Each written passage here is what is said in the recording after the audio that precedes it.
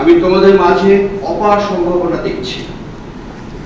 গত জুন 2024 সালে সিঙ্গাপুরে অনুষ্ঠিত এশিয়া কাপ কোয়ালিফাইং টুর্নামেন্টে আমাদের পুরুষ যুব হকি দল অপরাজিত চ্যাম্পিয়ন এবং মহিলা দল রানার্স আপ হওয়ার গৌরব অর্জন করেছিল এবং তারই মাধ্যমে তারা এই যুব এশিয়া কাপ টুর্নামেন্টে অংশগ্রহণের সুযোগ লাভ করে।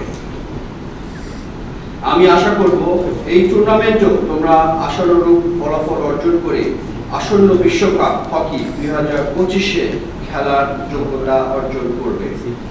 ওমানে অনুষ্ঠিতব্য men's and women's junior Asia cup 2024 hockey টুর্নামেন্টে অংশগ্রহণকারী বাংলাদেশ জাতীয় পুরুষ ও মহিলা যুব দলের কর্মকর্তা ও খেলোয়াড়বৃন্দ, বাংলাদেশ হকি ফেডারেশনের অ্যাডহক কমিটির সদস্যবৃন্দ, প্রিন্ট ও ইলেকট্রনিক মিডিয়ার ভাই ও বোনেরা এবং উপস্থিত সুধীমণ্ডলী, আসসালামু আলাইকুম এবং শুভ সকাল।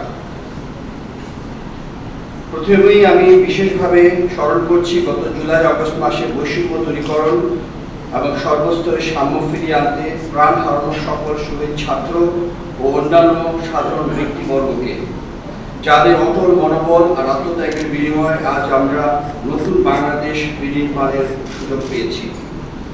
আমি আন্দোলনে নিহতদের বিদেহী আত্মার মাগফিরাত কামনা করছি এবং একই সাথে আহত সকলের দ্রুত আরোগ্য কামনা করছি। সুধীমণ্ডলী,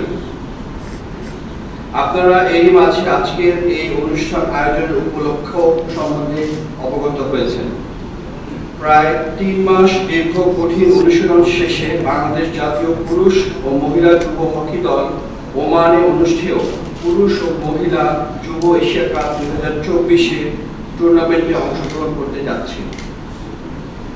আমি আশা করব আমাদের খেলোয়াড়বৃন্দ এই টুর্নামেন্টে আশানুরূপ ফলাফল অর্জন করে বিদেশের মাটিতে দেশের মুখ উজ্জ্বল করবে।